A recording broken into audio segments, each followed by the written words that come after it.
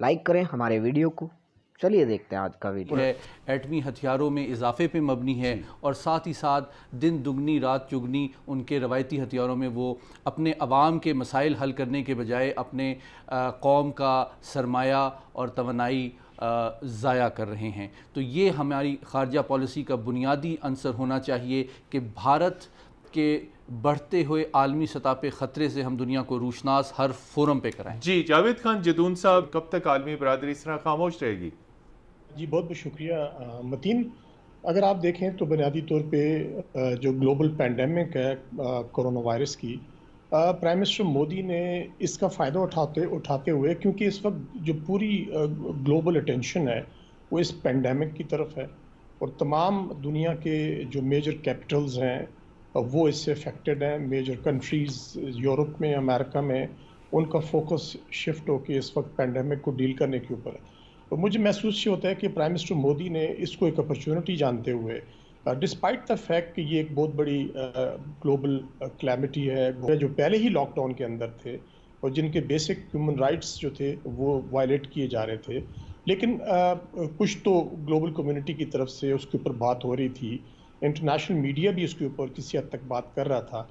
पाकिस्तान एक वाहिद मुल्क है जो कश्मीरी भाइयों के लिए हर वक्त उनकी मदद के लिए, जिसको हम मॉरल, डिप्लोमेटिक और पॉलिटिकल सपोर्ट कहते हैं, उनके लिए तो तैयार है।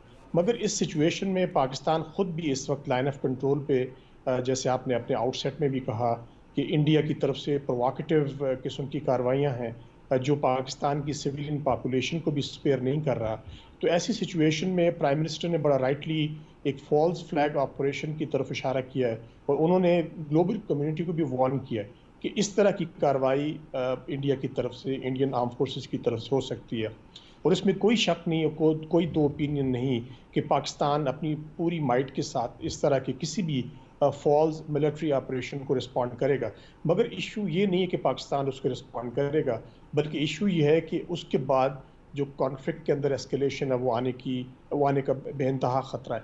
और अगर एस्केलेशन होती है तो दो न्यूक्लियर आर्म्ड कंट्रीज़ आमने सामने होंगे और इस वक्त अनफॉर्चुनेटली जो मेजर कैपिटल्स हैं उनकी तवज्जो इस वक्त जो कोरोना वायरस पैंडेमिक है उसकी तरफ है। और मैं समझता हूँ कि मोदी साहब ये अंदाज़ा नहीं कर पा रहे कि अगर वो पाकिस्तान के साथ एस्केलेशन करते हैं तो इसके कैटेक्लिज्मिक कॉन्सिक्वेंसेस साउथ एशिया के लिए होंगे। और वो ये समझते हैं कि शायद वो he might get away with that, लेकिन ऐसा मुमकिन नहीं होगा। और माजी में भी हमने देखा कि अगर इंडिया ने कोई किसी तरह की इंकर्जन पाकिस्तान के अंदर की, पाकिस्तान की टेरिटोरियल इंटेग्रिटी को वायलेट किया, तो पाकिस्तान अपना पूरा हक रखता है इंटरनेशनल कन्वेंशन के तहत कि वो अपनी टेरिटोरियल इंटेग्रिटी को डिफेंड करे और इंडियन किसी भी तरह की एग्रेशन को उसका बिफिटिंग रिस्पांस दे। अब अनफॉर्चुनेटली आप ये देख लें कि पाकिस्तान के अंदर भी मतीन देखें तो इस वक्त टोटल डिसयूनिटी है। बिल्कुल।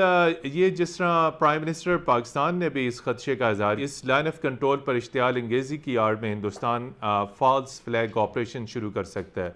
और वज़ीर ख़ारजा शाह महमूद कुरैशी पहले ही एक ख़त जो है अक़वाम मुत्तहिदा की सलामती कौंसिल को रवाना कर चुके हैं, जिस पर इस तमाम तर सूरत हाल पर तवज्जो दिलाई गई है। आप वहाँ पर अक़वाम मुत्तहिदा में मौजूद हैं। कितनी तवक्कुआत कश्मीरी कौम और पाकिस्तान अक़वाम मुत्तहिदा से और ख़ास तौर पर सलामती कौंसिल से तवक्को कर सकती है कि वो इस सूरत हाल में अपना किरदार अदा करे ताकि मकबूजा कश्मीर में कश्मीरियों पर जुल्म और बर्बरियत का सिलसिला ख़त्म हो और लाइन ऑफ कंट्रोल पर जो इश्तियाल अंगेजियाँ हो रही हैं उनमें कमी आए? जी हमने सिक्योरिटी काउंसिल को पूरे जो वाक़ये होते हैं वो हम बिल्कुल रेगुलरली उनको रिपोर्ट करते हैं। सिक्योरिटी काउंसिल को पूरी मालूमात है कि लाइन ऑफ कंट्रोल पे क्या हो रहा है।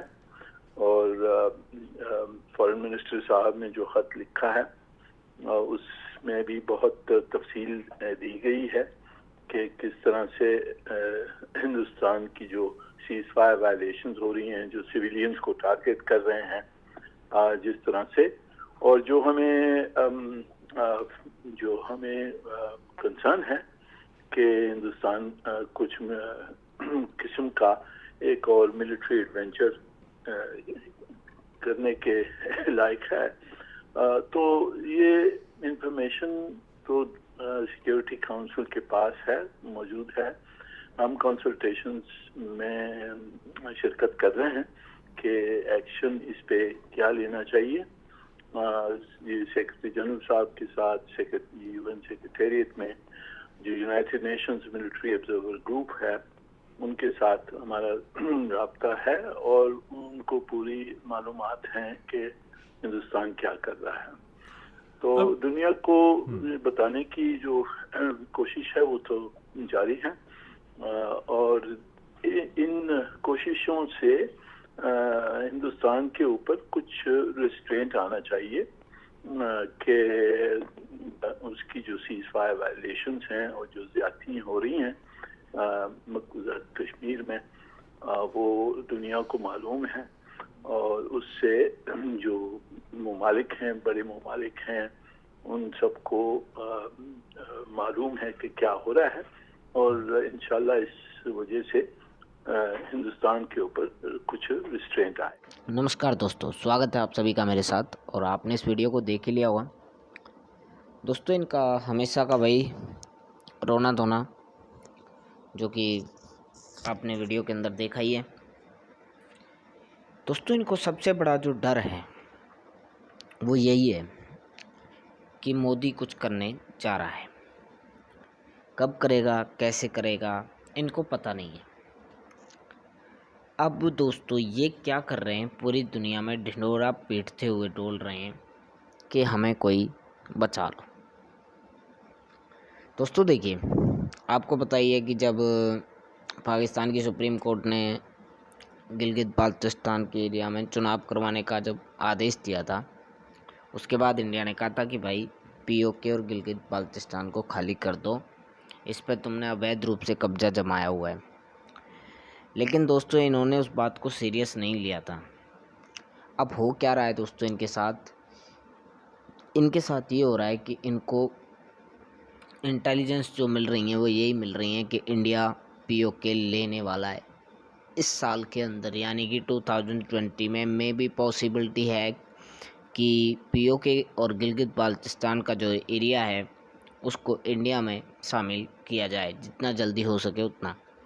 तो दोस्तों क्या हो रहा है कि इनको अब जो डर सता रहा है वो सता रहा है फॉल्स फ्लैग ऑपरेशंस का, जो ये कह रहे हैं कि इंडिया कोई अटैक करवाए अपने ही यहाँ पे और उसके बाद वो हम पे हमला करे, इस तरह की इनकी सोच है। लेकिन दोस्तों सच्चाई बिल्कुल इससे अलग है। एक्चुअली मैं जो आपको पहले बता चुका हूँ, ये विक्टिम कार्ड खेलने वाले हैं, यानी कि ये अटैक भी करवाएंगे इंडिया के अंदर और उसके बाद ये कहेंगे कि इंडिया ने हम पे हमला किया और ये इंडिया ने खुद ब खुद अपने आप पे अटैक करवाया। यानी कि ये सारा पूरा खेल खेल के सारा सब कुछ करवा के विक्टिम भी खुद बन जाएंगे, ताकि जो दुनिया की सिंपैथी है वो इनके साथ आ सके। लेकिन दोस्तों मैं एक चीज़ कहना चाहता हूँ, इनके जो ये मंसूबे हैं ये कभी कामयाब नहीं होंगे, क्योंकि इंडिया और इंडिया की आर्मी पूरी तरह से मुस्तैद हैं और उनको पता है कि इन लोगों के साथ क्या करना है और क्या नहीं करना। तो हम तो उम्मीद दोस्तों यही करेंगे कि जो ये डर है वो इनके अंदर बना रहे। डर ज़रूरी है, डर इनके अंदर बना रहना चाहिए। वैसे दोस्तों आपको सभी को पता है कि ये किस तरह से डरे हुए हैं। दोस्तों इनकी औकात नहीं है लड़ने लड़ने की, ये पता है। अब इनके हालात ऐसे हैं कि अगर इन्होंने एक युद्ध लड़ लिया ना तो ज़िंदगी भर ये उठ नहीं पाएंगे, इनसे संभलना मुश्किल हो जाएगा और ना ही ये संभल पाएंगे, क्योंकि ये यार पता नहीं किस टाइप का तो देश है, कैसे कैसे लोग हैं, मतलब एक से एक बेवकूफ़ भरा पड़ा है, एक से एक बिल्कुल जाहिल। तो ऐसे लोगों का इलाज यही है कि इनके पास बस अपनी टेरिटरी है थोड़ी सी, उसको इनसे वापस लेके और इनको भाड़ में जान दो यार, मरन दो, कटन दो, जो ये करते हो करन दो, सही। पर अपना जो है अपना हिस्सा नहीं छोड़ना यार, हमें हमारा जो एरिया है इनके पास उसको हमें लेना चाहिए और जितना जल्दी हो सके उतना जल्दी ले लेना चाहिए, क्योंकि अभी हम ले लेंगे बहुत बढ़िया रहेंगे, क्योंकि अभी हमको पता है इनके हालात क्या हैं दोस्तों। इनकी औकात नहीं है हमसे लड़ने की, इनके हालात इतने बद से बदतर हैं कि इनके लोगों को खाना पीना नहीं मिल रहा है, इनका प्रधानमंत्री भीख मांग रहा है, इनके लोग सड़कों पे हैं और मतलब भूख के लिए पानी इनको साफ़ नहीं मिल रहा है, खाना इनको मिल नहीं रहा है, पता नहीं सरवाइव कैसे कर रहे हैं ये लोग। तो दोस्तों आप मुझे बताइए कि आपको ये वीडियो कैसा लगा। मैं मिलता हूँ अगले वीडियो में, तब तक के लिए मुझे दीजिए इजाज़त। नमस्कार, धन्यवाद, थैंक यू वेरी मच।